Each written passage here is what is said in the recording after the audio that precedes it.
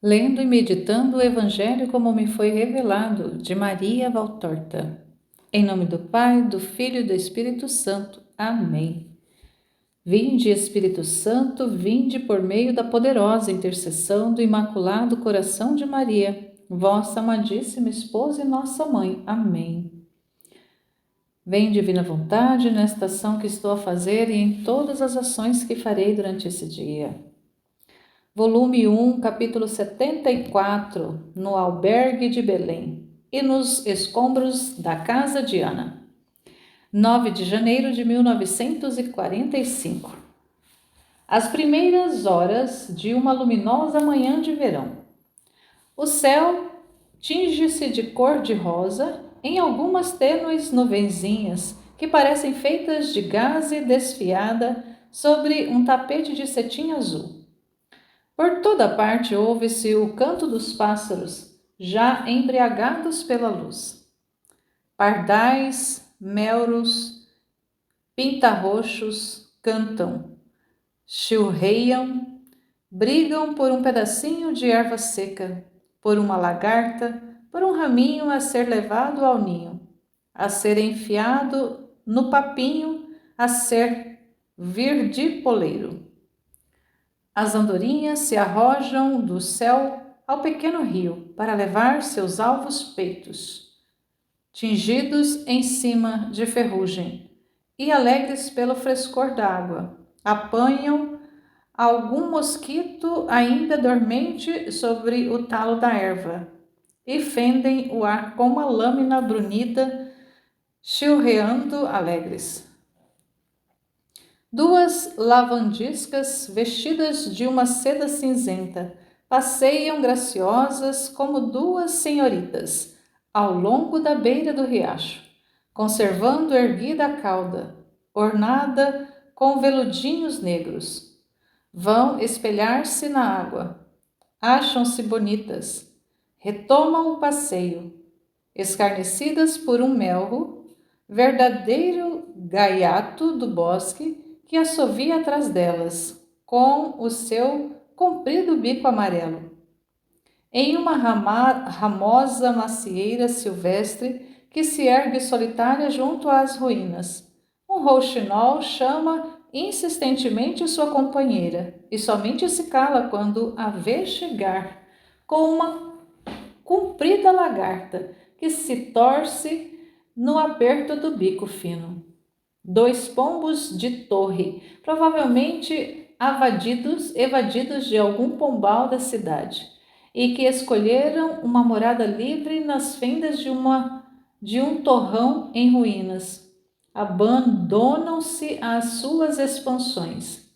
Ele sedutor, garganteando, e ela arrulhando pudica. Jesus, com os braços cruzados sobre o peito, olha para todos estes alegres animaizinhos e sorri. Já estás pronto, mestre? Pergunta Simão às suas costas. Já estou pronto. Os outros ainda estão dormindo? Ainda estão. São jovens. Fui tomar um banho no rio, umas águas frescas que desanuviam a mente. Agora eu vou. Enquanto Simão, vestido apenas com uma curta túnica, toma seu banho e depois põe a roupa, aparecem Judas e João. Deus te salve, mestre. Estamos atrasados? Não. Amanhã ainda está começando, mas agora preparai-vos logo e vamos. Os dois tomam banho, se vestem com a túnica e o manto. Jesus, antes de pôr-se a caminho, arranca umas florzinhas nascidas entre as fendas de duas pedras e as coloca em uma caixinha de madeira, na qual já estão outras coisas que eu não distingo bem. Ele explica: vou levá-las para a mãe. Ela gostará muito. Vamos. Aonde vamos, mestre? A Belém. Ainda? Parece-me que por lá não encontraremos bons ares. Não importa, vamos. Quero mostrar-vos o lugar onde os magos apearam e onde eu estava. Então escuta, perdoa sim, mestre, mas deixa-me falar. Vamos fazer uma coisa. Em Belém e no albergue, deixa que eu faça o discurso e as perguntas. Para vós, galileus, não há muito amor na Judéia, e aqui ainda menos do que em outros lugares. Então vamos fazer assim. Tu e João, parecidos galileus até na veste, tendes uma veste muito simples. E depois, esses cabelos, por que tem mais em conservá-los tão compridos? Eu e o Simão daremos a vós os nossos mantos e usaremos os vossos. Tu, Simão, darás o teu a João, e eu ao mestre. Eis assim, estás vendo? No momento ficareis parecendo um pouco mais judeus. Agora isto, Judas tira o seu capuz. É um pedaço de tela com listras amarelas, marrons, vermelhas, verdes, como um manto, todas alternadas, estando preso em seu lugar por um cordão amarelo, e o coloca na cabeça de Jesus, ajeitando-o ao longo das faces, para esconder os longos cabelos loiros. João fica com o verde bem escuro de Simão. Agora está melhor. Eu tenho um senso prático. Sim, Judas, tu tens o senso prático. É verdade. Toma cuidado, porém, para que ele não sempre supere o outro senso. Qual, mestre? O senso espiritual. Não, mas em certos casos é bom sabermos ser mais políticos do que embaixadores. E escuta, se bom ainda, é para o teu bem. Não me desmintas se eu disser algumas coisas, que não são verdades. É isso. Que é que estás querendo dizer? Por que mentir? Eu sou a verdade e não quero mentira, nem em mim, nem em torno de mim. Eu não direi senão meias mentiras. Direi que estamos todos voltando de lugares distantes, do Egito talvez, e que desejamos ter notícias de amigos queridos. Direi que somos judeus que estamos de volta de um exílio. No fundo, em tudo há um pouco de verdade. E depois, quem estará falando sou eu. Mentira mais, mentira menos? Mas, Judas, para que enganar? Deixa para lá, mestre. O mundo se rege sobre mentiras, e algumas vezes elas são necessárias. Bem, para fazer-te contente, eu direi só que viemos de longe e que somos judeus. Isto é verdade, são 3/4 da verdade. E tu, João, não fales nunca, porque me trairias.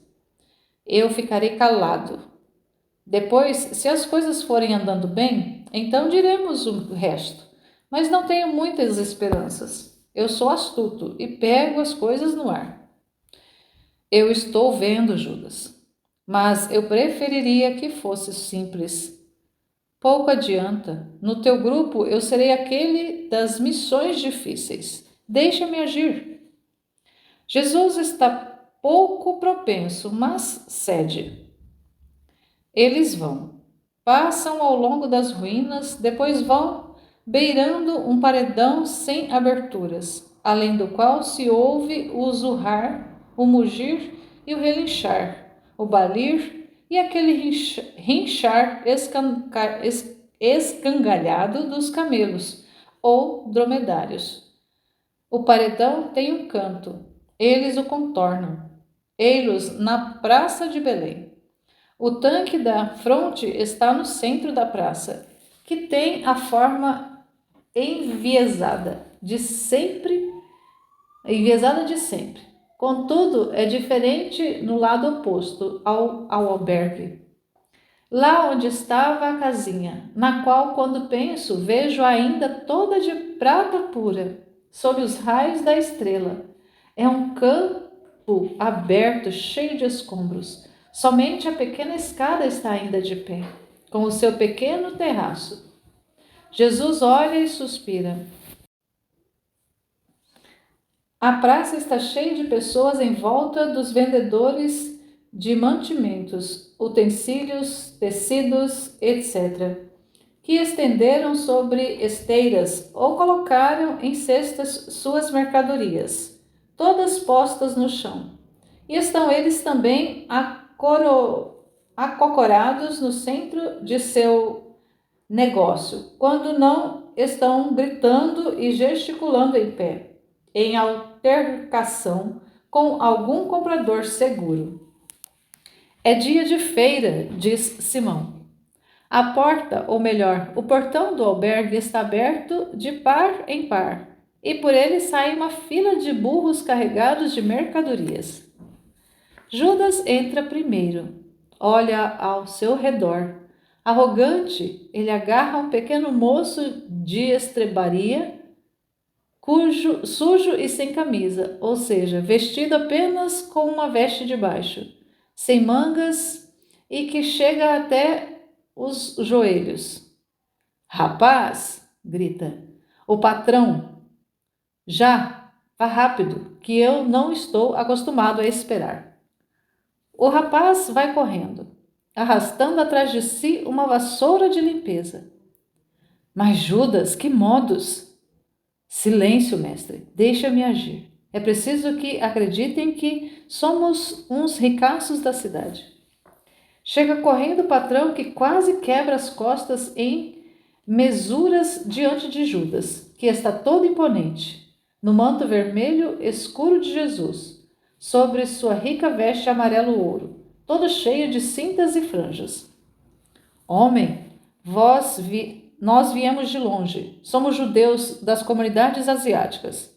Este aqui, nascido em Belém, está sempre perseguido e procura os seus amigos daqui.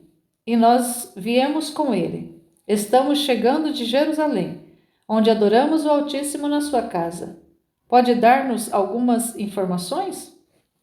Senhor, o teu servo, tudo por ti, manda. Queremos saber de muitos, e especialmente de Ana, que tinha casa defronte do teu albergue. Ó, coitada, Ana não será mais por vós encontrada, a não ser no seio de Abraão, e com ela os seus filhos. Foi morta? Por quê? Não sabeis da matança de Herodes? O mundo todo falou dela e até César o definiu como um porco que se nutre de sangue. Ai, que ele foi que eu disse, não me denuncies. És mesmo judeu? Eis o sinal da minha tribo. E então, fala. Ana foi morta pelos soldados de Herodes, com todos os seus filhos, menos uma. Mas por quê? Era tão boa. Tu a conheceste? Muito. Judas mente descaradamente. Ela foi morta por ter hospedado aqueles que se diziam pai e mãe do Messias. Vem cá, neste quarto. As paredes têm ouvidos, e falar de certas coisas é perigoso. Entram em um pequeno quarto escuro e baixo. Assentam-se num baixo sofá. Pois é, eu tive um bom faro. Não é sem motivo que eu sou albergueiro. Eu nasci aqui, sou filho de filhos de albergueiros. Tenho a malícia no sangue. Por isso eu não quis recebê-los. Talvez um buraco para eles eu teria encontrado. Mas galileus, pobres, desconhecidos? Ah, não. O Ezequias não cai nessa. E depois eu sentia que eram diferentes. Aquela mulher com uns olhos. Não, ela devia ter o demônio dentro de si e que lhe falava. E ela trouxe aqui a minha mão, mas na cidade. E ela o trouxe aqui, a mim não, mas na cidade. Ana era mais inocente do que uma ovelhinha e os hospedou poucos dias depois, já com o menino. Diziam que ele era o Messias. Oh, quanto dinheiro eu ganhei naqueles dias, mais do que durante o recenseamento. Vinham também aqueles que não estavam obrigados a vir para o recenseamento. Vinham do mar e até do Egito para ver. E isso durante meses. Quanto eu ganhei! Por último vieram 3 reis, 3 poderosos, 3 magos, sei lá. Foi um verdadeiro cortejo. Não acabava mais, ocuparam-se todas as estrebarias e pagaram em ouro o feno que dava para um mês e foram embora no dia seguinte, deixando tudo aí.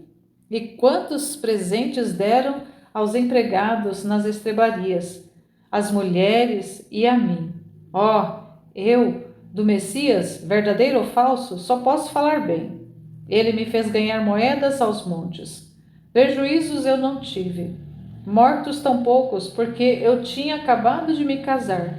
Portanto, mas os outros, queremos ver os lugares da matança. Os lugares? Mas todas as casas foram lugar de matança, até várias milhas ao redor de Belém. Houve mortos. Vinde comigo. Sobem uma escada até um grande terraço sobre o teto. Do alto se vê um grande campo e toda Belém estendida como um leque aberto sobre suas colinas.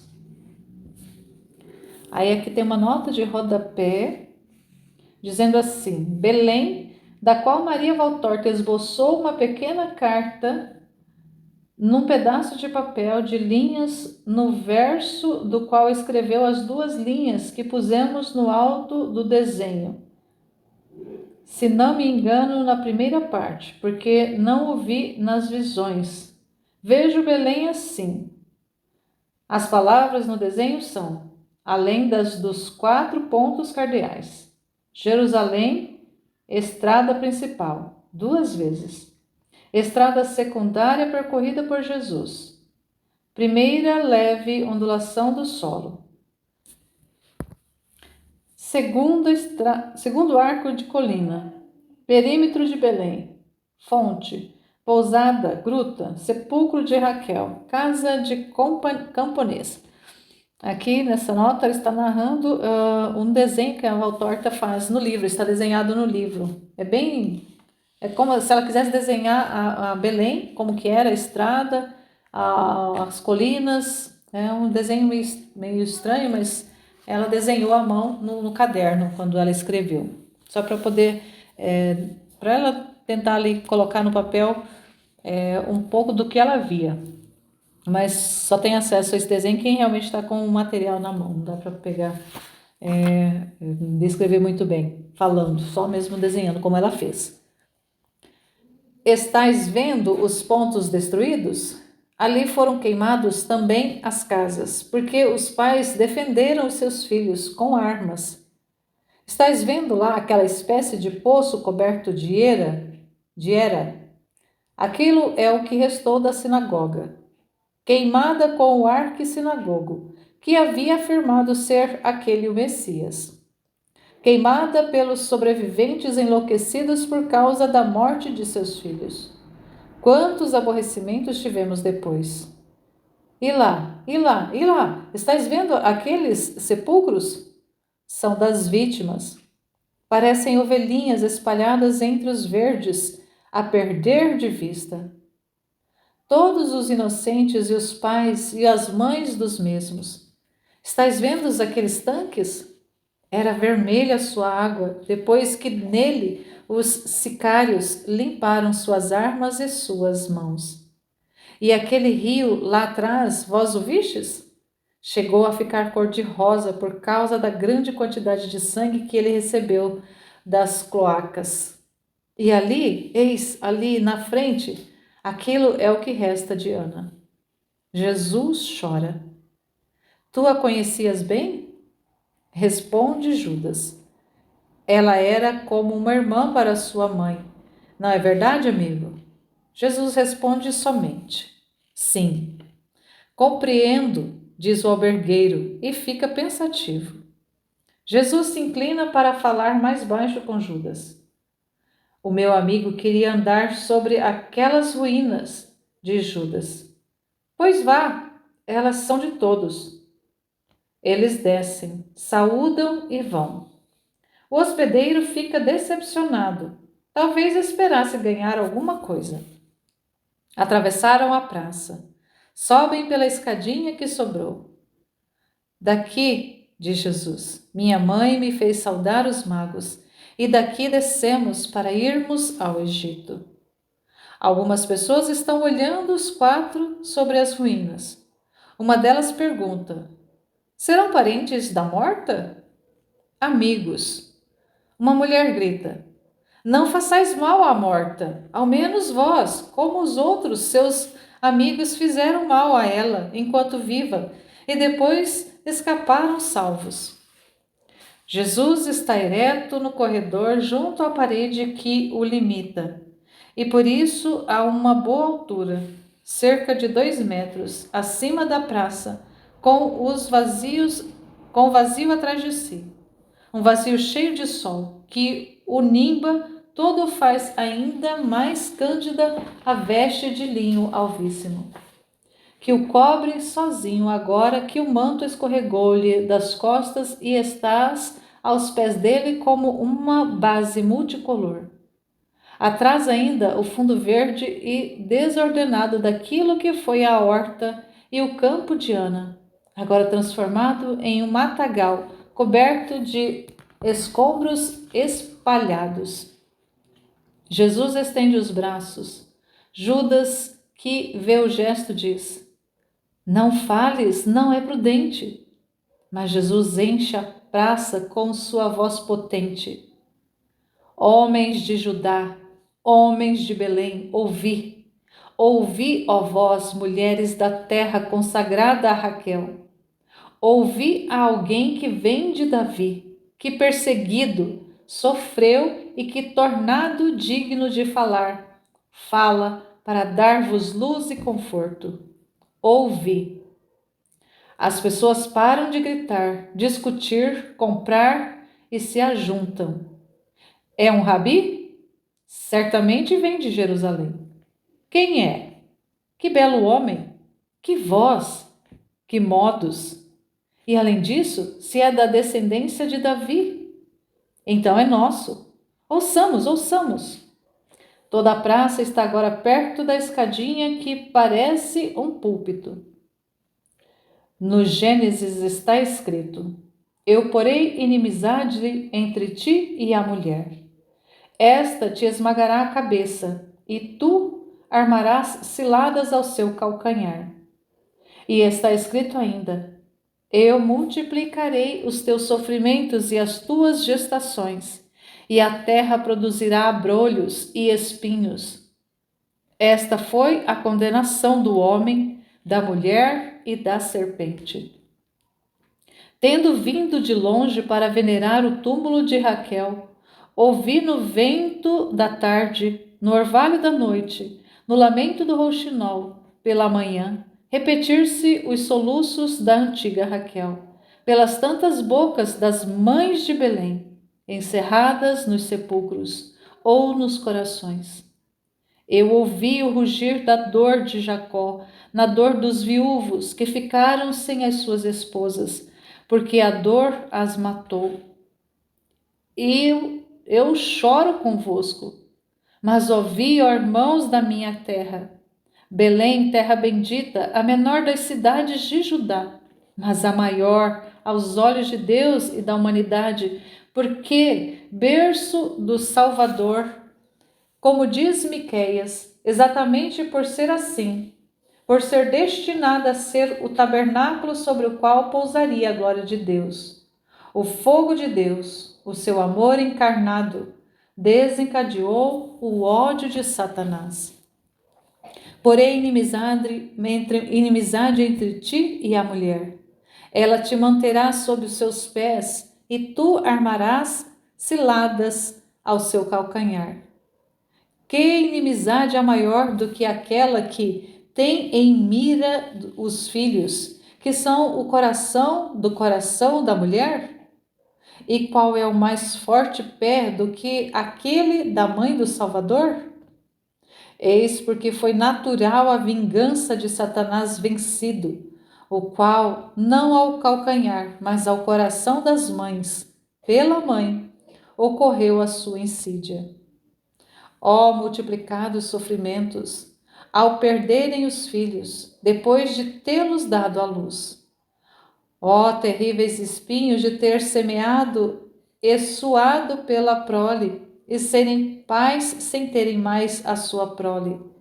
Mas jubila, Belém, o teu sangue mais puro, o sangue dos inocentes, fez um caminho de fogo e de púrpura para o Messias. A multidão que vinha sempre mais rumorejando, desde quando Jesus falou no Salvador e depois na mãe dele, agora mostra um sinal mais claro de agitação. Cala-te, mestre, diz Judas, e vamos embora. Mas Jesus não lhe dá ouvidos e continua. Para o Messias, que a graça de Deus Pai salvou dos tiranos, a fim de conservá-lo para a salvação do povo. E uma voz estridente de mulher grita: cinco deles eu tinha dado à luz, e mais nenhum está em minha casa. Pobre de mim! E grita histericamente. É o começo da algazarra. Uma outra se revolve na poeira, rasga as vestes, mostra uma de suas mamas mutiladas no bico e grita: aqui sobre esta mama é que degolaram o meu primogênito. A espada cortou-lhe o rosto, justamente com o bico do meu peito. Oh, o meu Eliseu! E eu? Eis ali o meu palácio, 3 túmulos em um, velados pelo pai, marido e filho juntos.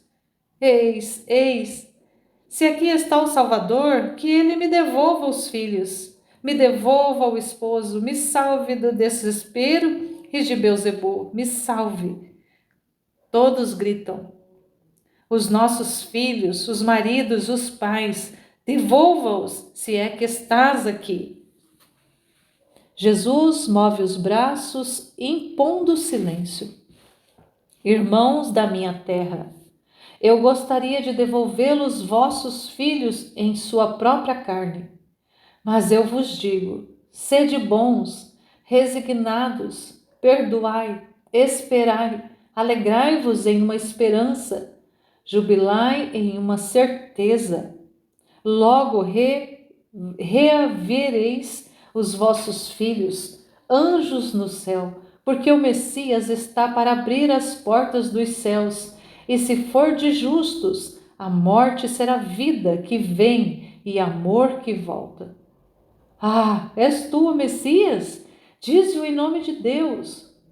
Jesus abaixa os braços com aquele seu gesto suave, manso, que parece um abraço e diz: eu o sou. Fora, então, é por tua culpa. Passa voando uma pedra por entre assovios e escárnios. Judas dá um belo salto. Oh, se ele tivesse sido sempre assim! Coloca-se na frente do Messias, de pé sobre o muro, no terraço, e mando desdobrado e recebe, destemido os pedaços, as pedradas, e até uma que lhe sangra, e grita para João e Simão: levai Jesus embora, levai-o para trás daquelas árvores, depois eu irei. Ide em nome do céu. E para a multidão: cães hidrófobos, eu sou do templo, e ao templo e a Roma vos denunciarei. A multidão por um momento sente medo, mas depois recomeça o apedrejamento, por sorte inábil. E Judas, impassível, o recebe, respondendo com afrontas às maldições do povo.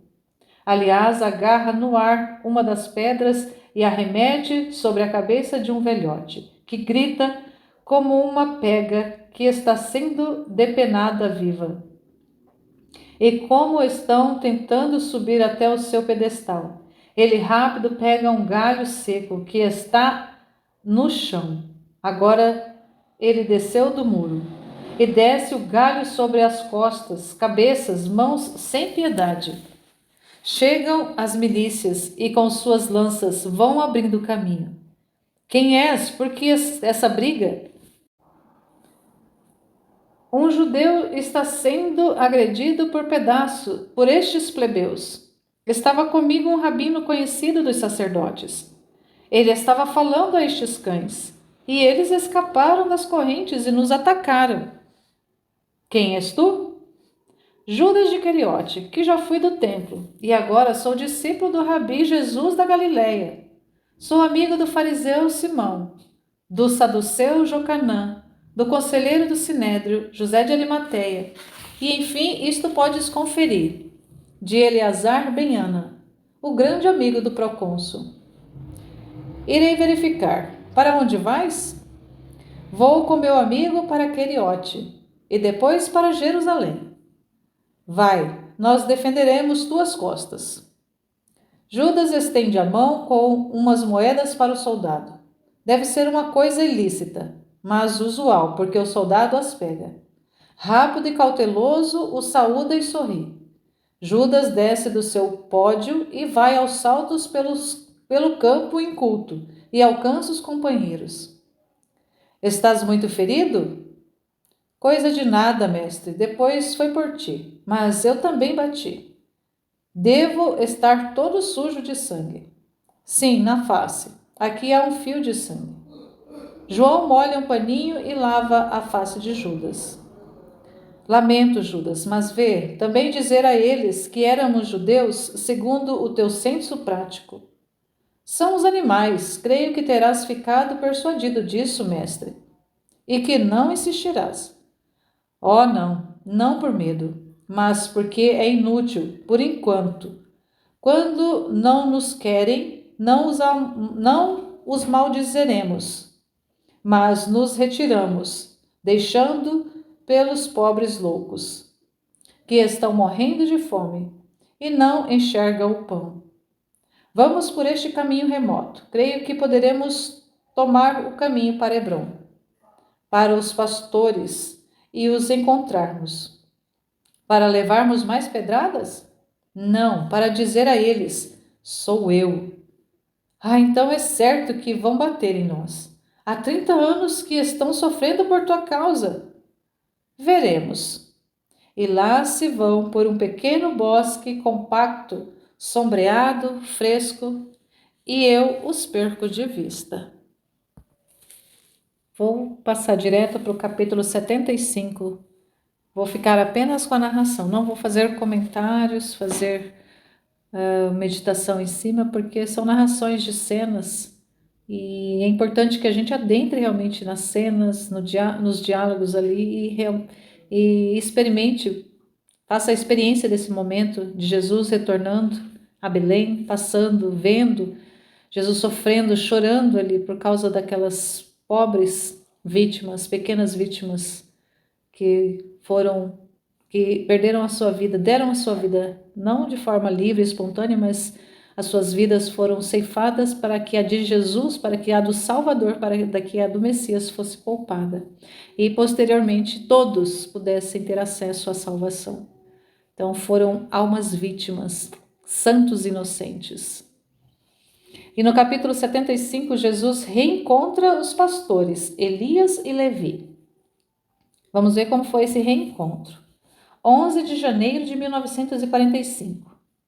As montanhas vão ficando muito mais altas e selvosas do que aquelas de Belém e elevam-se cada vez mais em uma verdadeira cadeia de montanhas. Jesus sobe na frente de todos, lançando o olhar à frente, em torno, como se procurasse alguma coisa. Ele não fala. Escuta mais as vozes da mata do que a dos discípulos, que vão alguns metros atrás dele, conversando entre si. Ouve-se ao longe um cincérro, mas o vento traz o seu som até Jesus. Ele sorri e se volta para os outros. Estou ouvindo as ovelhas, diz ele. Onde, mestre? Parece-me que na direção daquela colina, mas o bosque não me deixa ver. João não diz nada. Tira o seu hábito, os mantos, todos os estão levando-os a tiracolo, enrolados porque estão acalorados.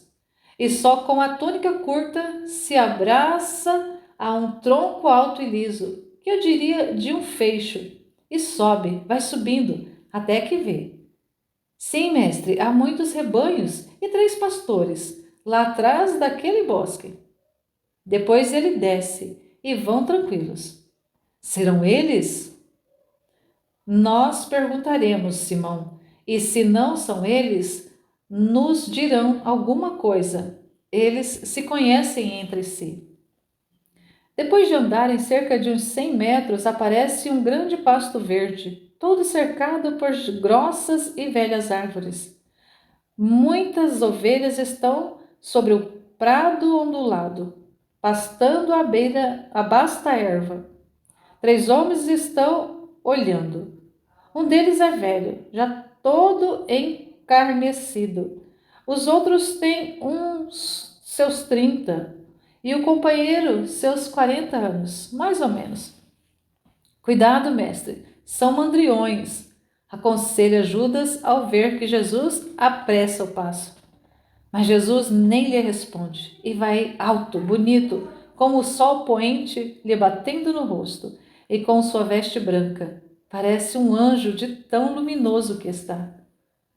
A paz esteja convosco, amigos, ele saúda, quando chega na entrada do prado. Os 3 se viram espantados. Há um silêncio. Depois o mais velho pergunta: Quem és? Alguém que te ama. Serias o primeiro depois de tantos anos. De onde vens? Da Galileia. Da Galileia? Oh! O homem o olha atentamente. Os outros também já se aproximam. Da Galileia, repete o pastor, e acrescenta em voz baixa, falando para si mesmo. Ele também tinha vindo da Galileia. De que lugar, Senhor? De que lugar, Senhor? De Nazaré. Oh, diz-me então, terá voltado para lá um menininho com uma mulher chamada Maria e um homem chamado José? Um menino ainda mais bonito do que a sua mãe? Que flor mais bonita nunca se viu nas encostas de Judá? Um menino nascido em Belém de Judá, no tempo do Egito? Um menino que fugiu depois para a grande sorte do mundo? Um menino que eu daria a vida para saber se ainda está vivo, se já é um homem feito. Porque dizes que foi a grande sorte do mundo o ter ele fugido? Porque era ele o Salvador, o Messias, e Herodes queria matá-lo. Eu não estava aqui quando ele fugiu com o pai e a mãe, quando fiquei sabendo da matança e voltei, porque eu também tinha filhos, um soluço, Senhor e uma mulher, soluço. E ouvi dizer que estavam mortos, outro soluço. Mas eu te juro pelo Deus de Abraão, por causa dele eu tremia mais do que pela minha própria carne. Fiquei sabendo que ele tinha fugido e nem pude fazer perguntas, nem pude ir recolher os corpos dos meus filhos degolados. Perseguido a pedradas, como se fosse um leproso, um imundo, um assassino. E precisei fugir para os bosques, levar uma vida de lobo, até que encontrei um patrão. Oh, Ana, não existe mais. É duro e cruel.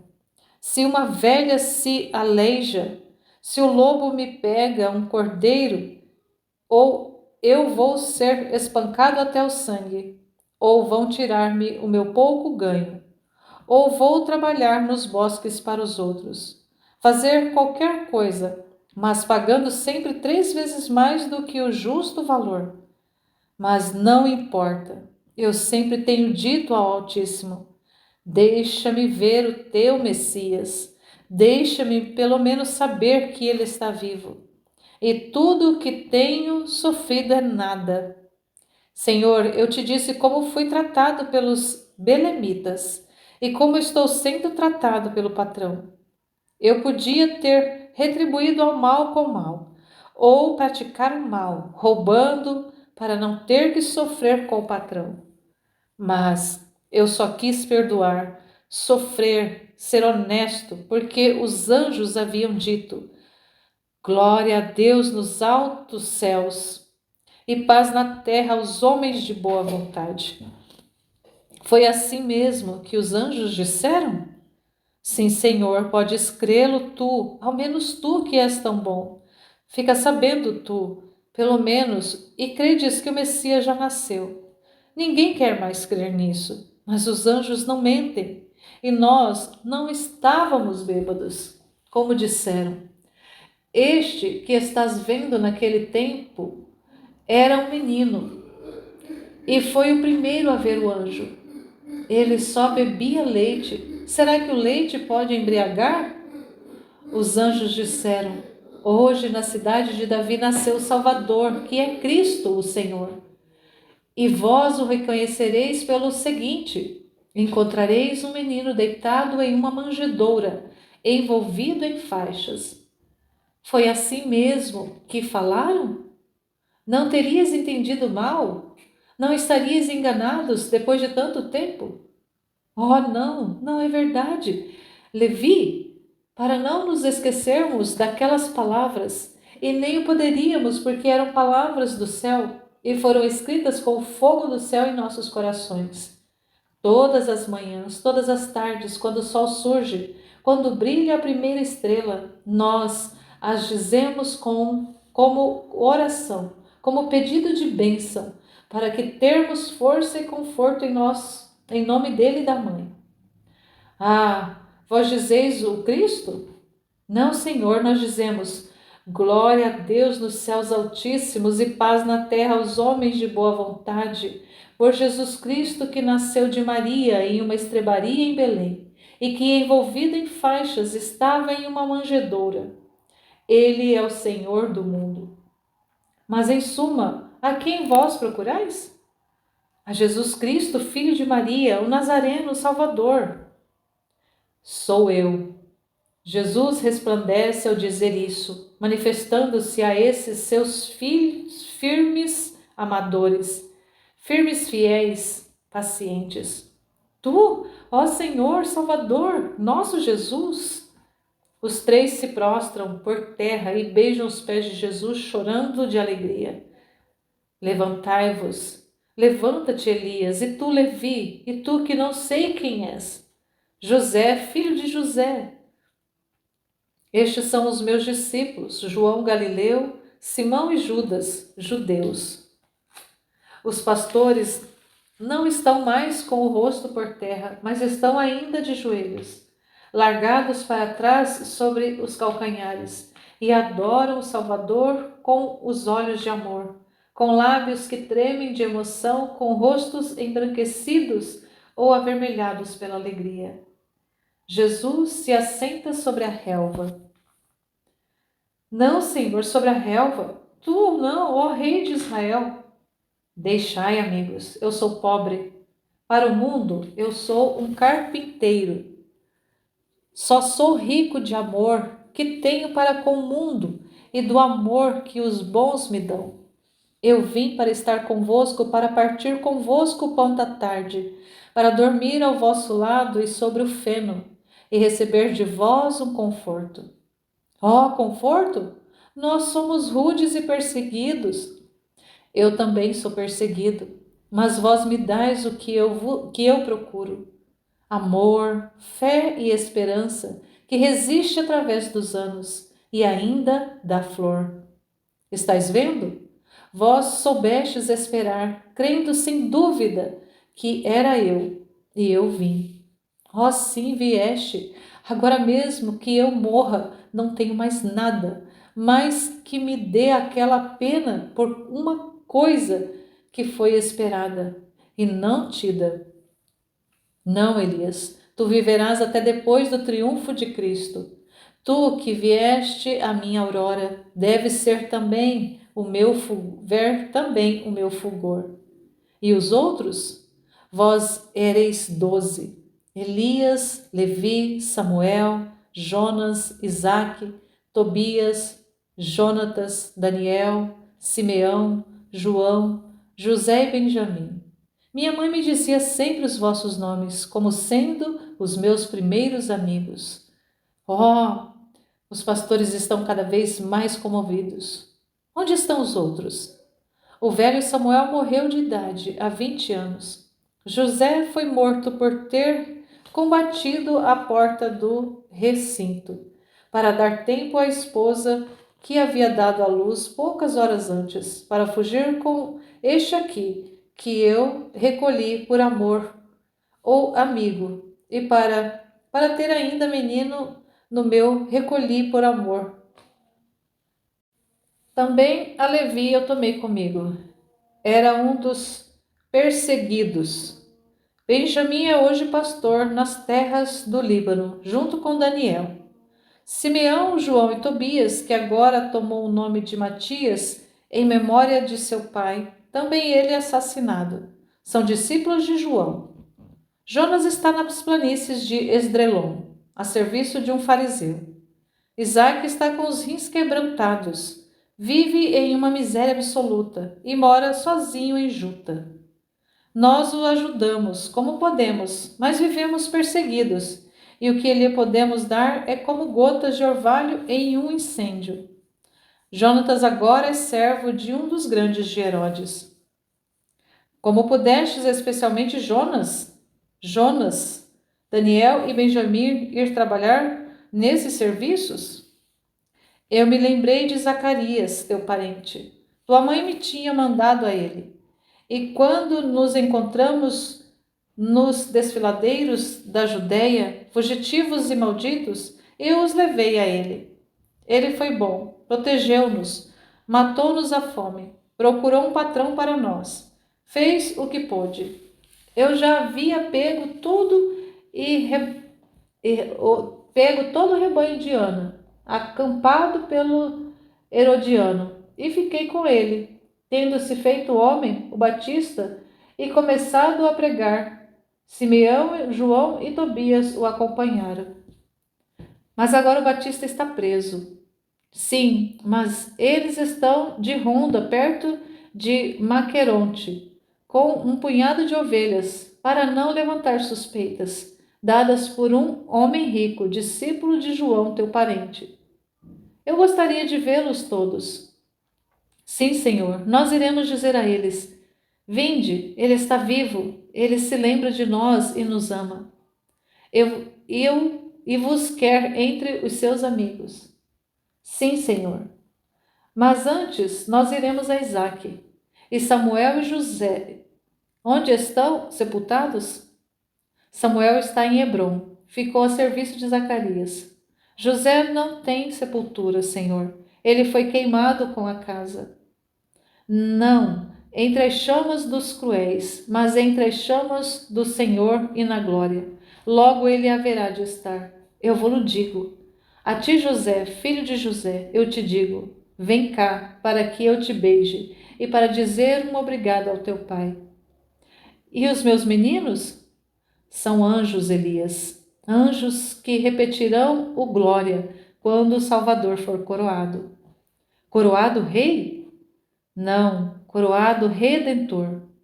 Ó cortejo dos justos e santos, e na frente as falanges brancas e purpurinas dos pequenos mártires, e abertas as portas do limbo, eis que subiremos juntos ao reino, onde não há morte.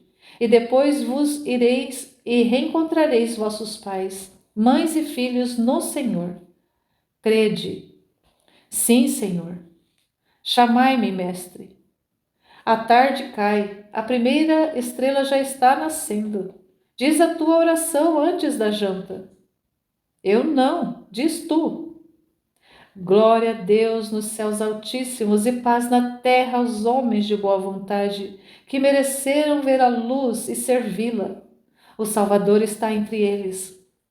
O pastor da estirpe real está no meio do seu rebanho. A estrela da manhã já surgiu.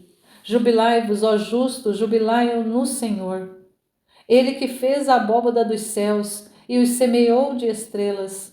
Ele que pôs como limites para as terras dos mares. Ele que criou os ventos e o orvalho, e regulou o curso das estações para dar pão e vinho aos seus filhos. Eis que vos manda agora um alimento mais alto, o pão vivo que desce dos céus, o vinho da videira eterna. Vinde, vós primícias dos meus adoradores, vinde conhecer o Pai, em verdade, para os seguidores na santidade, e terdes dele o prêmio eterno. Jesus rezou de pé, com os braços estendidos, enquanto os discípulos e os pastores ficaram de joelhos. Depois é servido o pão e uma cutela de leite tirada na hora. E como são 3 as escudelas, as cabaças, não sei, primeiro comem Jesus, Simão e Judas. Depois João, ao qual Jesus passa a sua escudela, com Levi e José. Por último come Elias. As ovelhas já estão, mas não estão mais pastando. Elas se reúnem em um grande grupo cerrado à espera de serem levadas ao seu cercado. Mas ao contrário, vejo que os pastores as levam para o bosque, debaixo de um rústico galpão, feito de ramos tapados com cordas, e cuidam solícitas de preparar o feno que vai servir de cama para Jesus e os discípulos. Acendem-se as fogueiras, talvez por causa dos animais selvagens. Judas e João, cansados, se deitam, e pouco depois estão dormindo.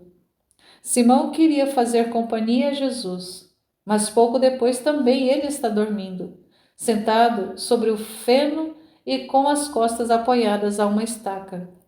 Ficam acordados Jesus e os pastores, e falam de José, de Maria, da fuga para o Egito, da volta, e depois destas perguntas de amor, as perguntas mais altas: que fazer para servir a Jesus? Como poderiam fazer isso, eles, rudes pastores? E Jesus os instrui e explica: agora eu irei para a Judeia. Vós sereis sempre informados pelos discípulos. Depois eu vos farei vir. No entanto, reuni-vos. Fazei que um saiba a notícia do outro e da minha presença no mundo, como Mestre e Salvador. Como puderdes, fazei que todos saibam disso. Não vos prometo que acreditarão em vós. Eu sofri escárnio e maus tratos. Vós também os sofrereis. Mas assim como souberdes ser fortes e justos nesta espera, sede o mais ainda agora que sois meus. Amanhã iremos para Juta, depois para Hebrom. Podeis ir? Oh, sim, as estradas são de todos e os pastos são de Deus. Só Belém está interditada pelo ódio injusto. Os outros lugares sabem, mas só zombam de nós, chamando-nos beberrões. Por isso pouco poderemos fazer aqui. Eu vos chamarei a um outro lugar, não vos abandonarei. Por toda a vida? Por toda a minha vida. Não, eu morrerei antes. Mestre, sou velho. Pensas tu assim? Eu não. Um dos primeiros rostos que eu vi foi o teu, Elias, e será um dos últimos. Levarei comigo na pupila o teu rosto transtornado de dor pela minha morte. Mas depois será o teu a levar no coração o raiar de uma manhã triunfal, e com ele esperarás a morte, o encontro eterno com Jesus que tu adoraste pequenino. Também, então, os anjos cantarão a glória pelo homem de boa vontade. Não ouço mais nada, a doce visão se ofusca, termina. E que cena espetacular! Essa do encontro de Jesus com os pastores, embora não todos, mas que encontro, que reverência, que fé, que perseverança desses homens pobres, rudes, sem instrução, mas dotado de fé, pelo impacto que eles sofreram foram quando entraram em contato com Jesus. Eles viram Jesus criança, quando receberam a mensagem dos anjos que vieram comunicar que o rei de Israel havia nascido, que o Salvador havia nascido, que estava numa manjedoura. E eles creram, presenciaram, participaram desse momento da vida de Jesus e foram fiéis, foram fiéis. E por isso receberam a graça de ter esse encontro, de receber essa visita extraordinária de Jesus, ainda no início da sua pregação, ainda ali no início da sua missão missionária de pregar o Evangelho, de anunciar a boa nova, de anunciar o reino que estava chegando, que já estava no mundo. Que dera, Senhor, que nós tivéssemos essa fé desses pastores, a perseverança desses pastores, de esperarem em Ti, crerem em Ti, sofrerem, mas não deixar de esperar, não deixar de crer. Comer o pão que o diabo amassou, como diz a expressão popular, mas não desistir daquilo que daquela fé que estava cravada no coração deles, na alma deles.